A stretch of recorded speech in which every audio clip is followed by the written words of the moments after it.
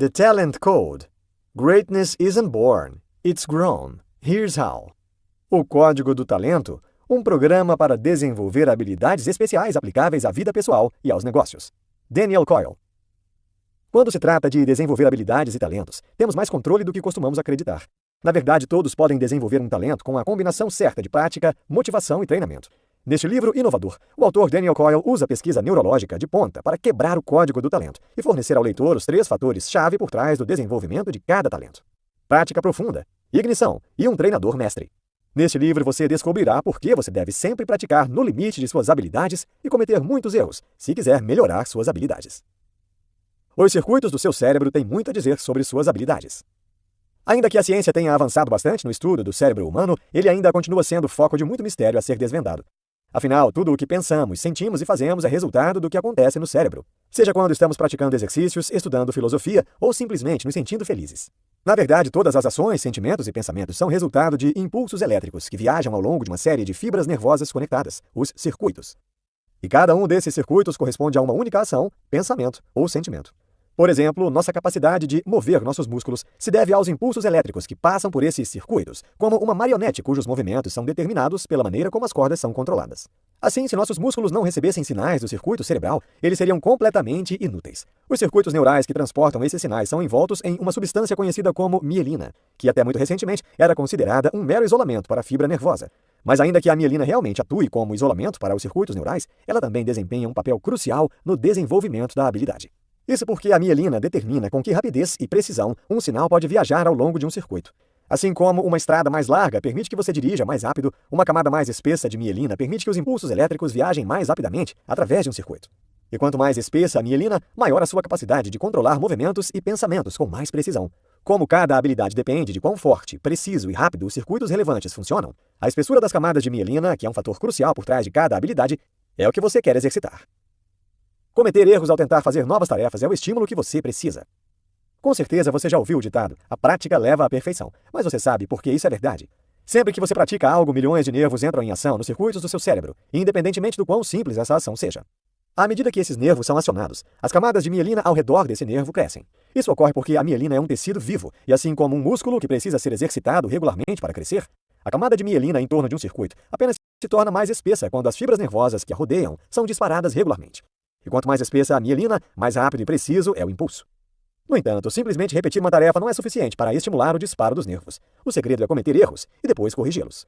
Considere, por exemplo, praticar um instrumento musical. Se você se sentar e tocar uma música que já conhece perfeitamente, não vai estimular o crescimento da mielina porque está usando circuitos fortes pré-existentes. Mas quando você escolhe tocar uma música desconhecida, mesmo que cometa uma série de erros no início, você estimula os nervos e assim engrossa a mielina em torno desse novo circuito. É exatamente esse processo de cometer erros e corrigi-los que leva ao aprimoramento de uma habilidade específica. É por isso que é crucial praticar além dos limites de nossas habilidades atuais, mesmo que isso envolva errar alguns passos ao longo do caminho. A habilidade não depende exclusivamente dos genes e do ambiente.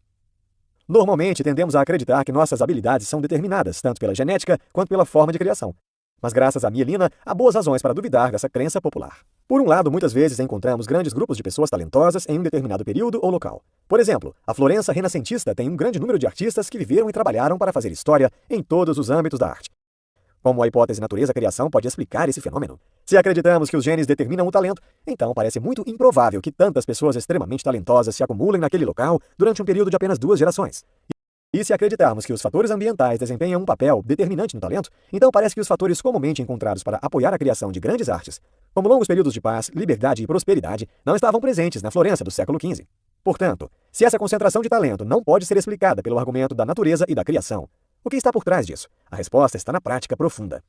Na Florença renascentista, havia o hábito de educar as crianças nas práticas artesanais, sob a supervisão de um mestre, levando em consideração que Michelangelo começou seu aprendizado aos 6 anos, cortando pedras, depois desenhando e depois preparando afrescos. Torna-se claro que suas obras-primas posteriores não foram resultado de um gênio inato, mas sim de uma prática profunda que havia engrossado as camadas de mielina ao longo de décadas, tornando-o um primoroso artista.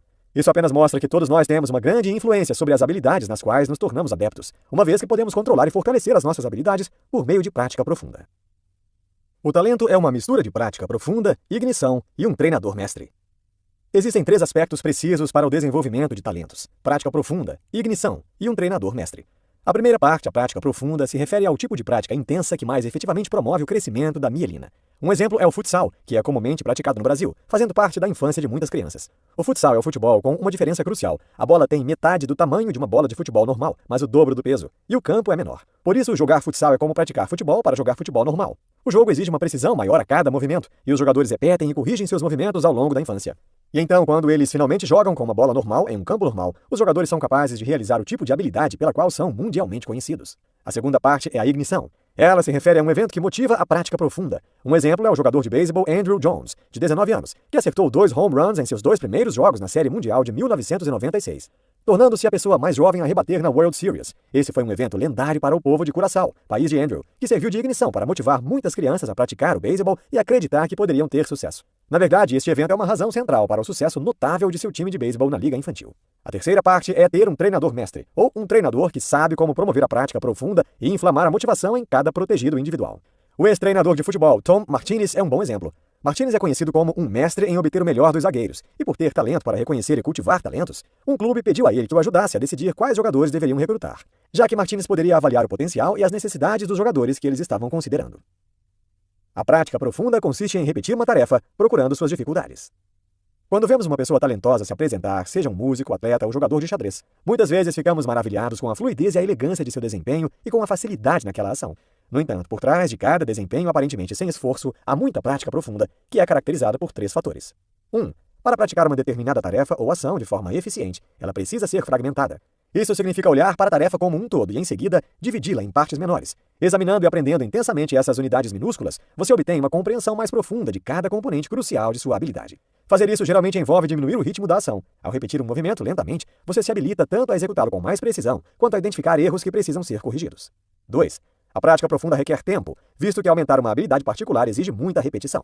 Quanto mais repetimos uma tarefa, mais precisa e rápida a ação se tornará, porque a camada de mielina ao redor do circuito relevante se torna mais espessa. 3. Engajar-se na prática profunda significa tornar as coisas um pouco difíceis para você enquanto pratica. Repetir algo que você já sabe não melhora sua habilidade. Em vez disso, você deve sempre praticar um pouco além dos limites da sua capacidade. Um estudo mostrou que a velocidade com que os bebês melhoram sua capacidade de andar depende da frequência com que falham e tentam novamente. Quanto mais frequentemente eles fazem isso, mais cedo eles começam a andar corretamente. Mesmo que falhar em algo difícil possa ser desconfortável para nós, na verdade é a única maneira de melhorarmos. Precisamos de ignição para nos motivar a desenvolver uma habilidade a longo prazo.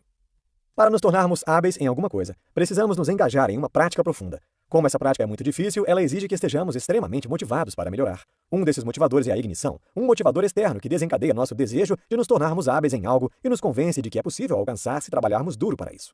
O jogador de golfe sul-coreano Se Hee-pak, que venceu um grande torneio em 1998, é um exemplo de como a ignição faz a diferença. Até ele ganhar esse torneio, nunca houve nenhum jogador de golfe bem-sucedido da Coreia do Sul.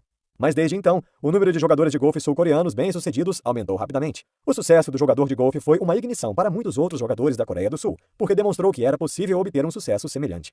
Mas a ignição também deve alimentar a motivação de longo prazo, já que a habilidade só melhora com um esforço de longo prazo. A mielina requer tempo para crescer, e a prática profunda exige um esforço sustentado por um longo período de tempo. Estudos indicam que se tornar um mestre em uma habilidade específica requer 10.000 horas de prática. Claramente, para sustentar o tipo de compromisso necessário para dedicar tantas horas, é necessária uma motivação de longo prazo. Alguns tipos de treinadores servem para a ignição e outros para a prática profunda. Quase ninguém desenvolve seus talentos por conta própria. Todo mundo tem professores, treinadores e pais cujo trabalho é treinar, motivar, ensinar e inspirar. Mas como exatamente os treinadores influenciam esses aspectos cruciais do desenvolvimento de talentos? Muitos treinadores famosos se concentram na prática profunda. O técnico de basquete universitário John Wooden, por exemplo, não dava muitos discursos estimulantes, nem críticas ou elogios ao time. Em vez disso, dava informações muito precisas e concretas sobre como melhorar o desempenho.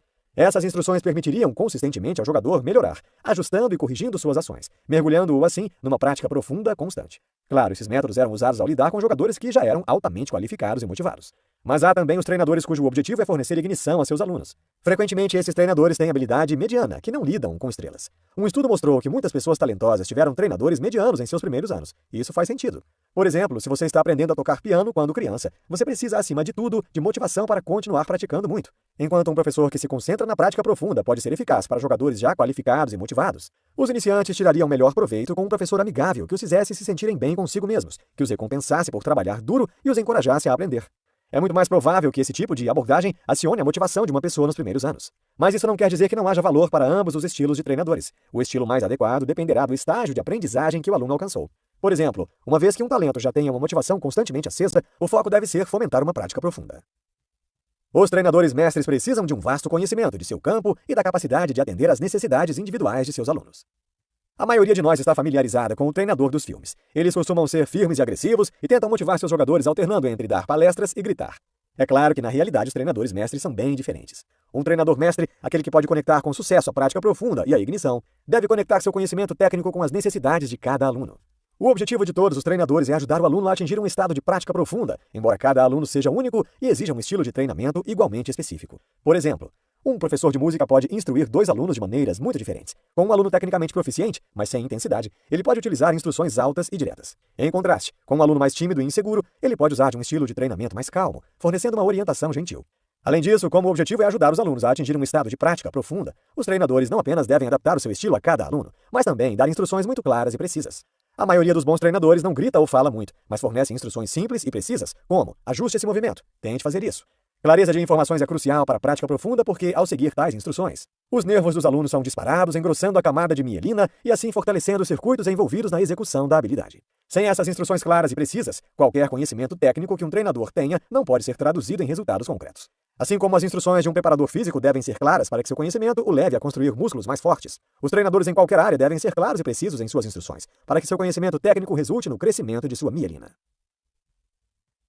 Concentre-se em corrigir seus erros. Se você quiser praticar qualquer coisa de forma eficiente, não se intimide com seus erros, mas concentre-se em ajustá-los até melhorar. Se você tocar uma música nova, pare sempre que cometer um erro e repita essa parte. Pode não parecer muito bom durante a prática, mas o resultado será ótimo. Neste livro, você aprendeu que o talento depende do crescimento da mielina, o isolamento que envolve nossos circuitos neurais. Para estimular esse crescimento, você deve praticar no limite de suas capacidades atuais, para cometer erros e corrigi-los. O talento é formado quando a prática profunda é incentivada por meio de motivação de longo prazo e reforçada por meio de um treinador mestre.